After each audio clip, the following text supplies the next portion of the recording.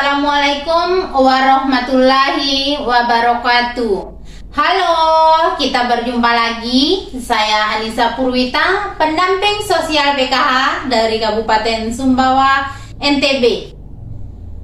Video kali ini saya akan mensimulasikan modul 7 pencegahan dan penanganan stunting melalui kebersihan diri dan lingkungan, terkhususnya tentang sesi 11, yaitu mendukung praktik cuci tangan pakai sabun, atau saya akan membuat ide sendiri dengan apa sih cuci tangan pakai sabun, biar ibu-ibu dan bapak-bapak bisa mengingatnya dengan baik.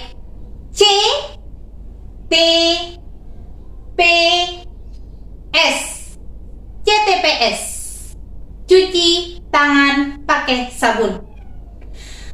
Pada sesi ini kita akan menjelaskan tentang yang pertama, kenapa sih kita itu harus memakai sabun untuk mencuci tangan. Yang kedua, manfaat mencuci tangan dengan sabun. Yang ketiga, langkah-langkah mencuci tangan dengan sabun yang benar. Yang keempat, membuat tempat cuci tangan dari barang sederhana yang ada di rumah Bapak Ibu. Kenapa kita harus mencuci tangan pakai sabun?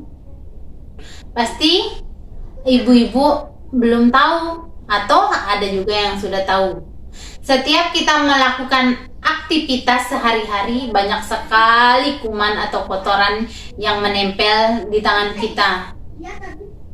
Namun terkadang kita tidak menyadarinya dan menganggap bahwa cukup dengan mencuci tangan saja, kuman atau kotoran di tangan kita sudah bersih.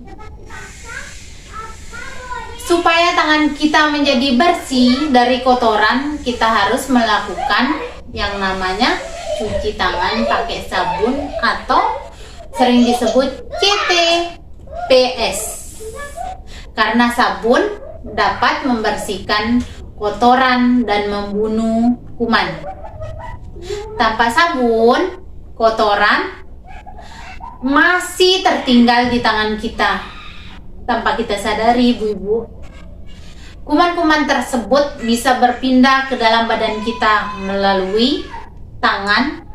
Karena tangan ini kita gunakan untuk makan. Makanan itu masuk di dalam badan kita, dan itu bisa mengakibatkan penyakit. Makanya pentingnya kita melakukan cuci tangan pakai sabun.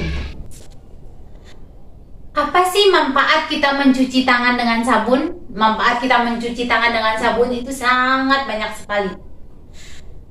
Contohnya, membantu tangan kita bersih dari kuman, membantu mencegah penularan penyakit.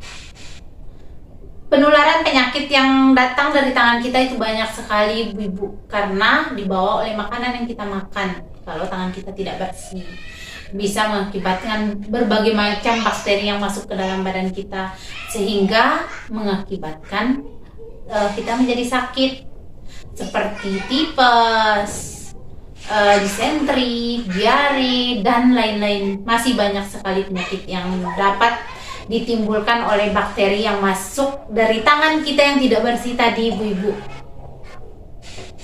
Oke, untuk yang berikutnya kita akan mempelajari langkah-langkah mencuci tangan dengan sabun yang benar.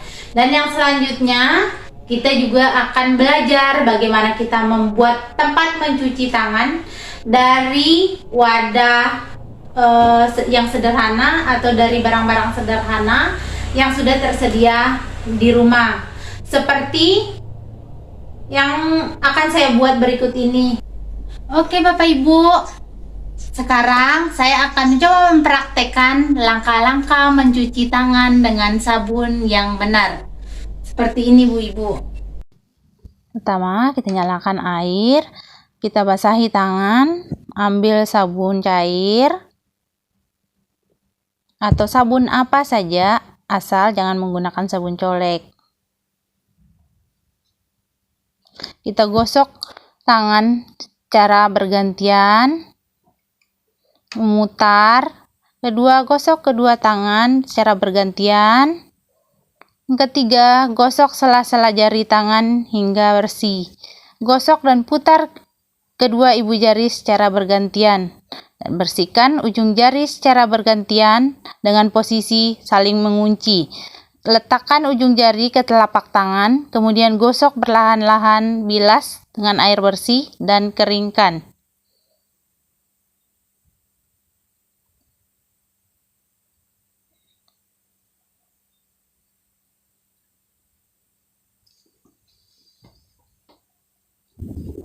Nah, bisa dilap pakai tisu atau pakai kain yang bersih yang sudah tersedia di rumah.